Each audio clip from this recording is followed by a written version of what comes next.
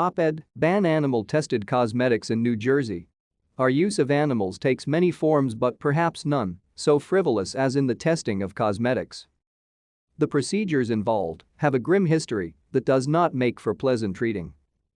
There's inherent cruelty in forcing substances down animals' throats or dripping chemicals into their eyes.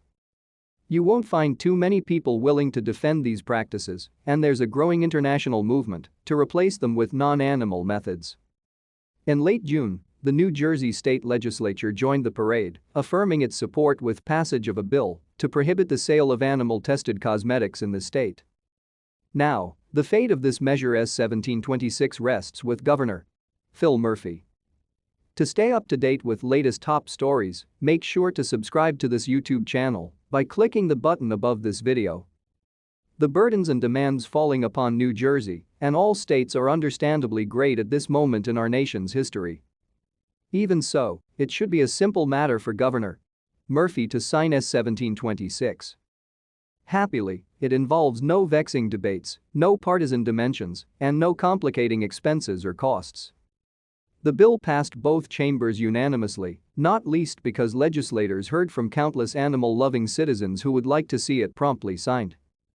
More than 1,000 cosmetics brands, many of which market and sell their products in New Jersey, have already committed not to test their final formulations or ingredients using animals. And some of those key cosmetics manufacturers have headquarters or plants in our state. Industry also on board. The roster of companies that have sent letters of support for this measure includes Lush, which has 10 stores in New Jersey, the Herbs and Bees, Wayne, and U.S. Organic Group, Passaic. On top of that, the Personal Care Products Council, the cosmetics industry's trade association representing 90% of the U.S. cosmetics industry, is supporting similar federal legislation to ban animal testing for all cosmetics products produced or sold in the United States.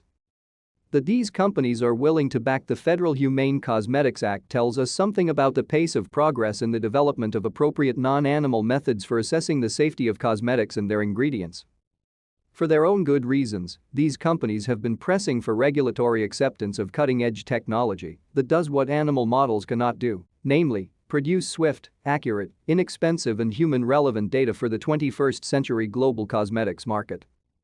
International regulatory authorities have done their part too, validating or accepting more than 50 alternative methods and testing strategies in recent years.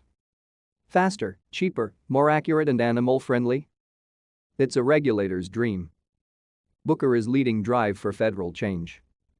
There is another good reason why Governor Murphy should be eager to do his part to hasten the demise of cosmetics animal testing. As it happens, Sen. Cory Booker, D. New Jersey, has been leading the drive for change at the federal level as one of the lead sponsors of the Humane Cosmetics Act in the Congress. And, as chair of the House Energy and Commerce Committee, Rep. Frank Pallone, D. 6th, can play a key leadership role in bringing about an end to cosmetics animal testing.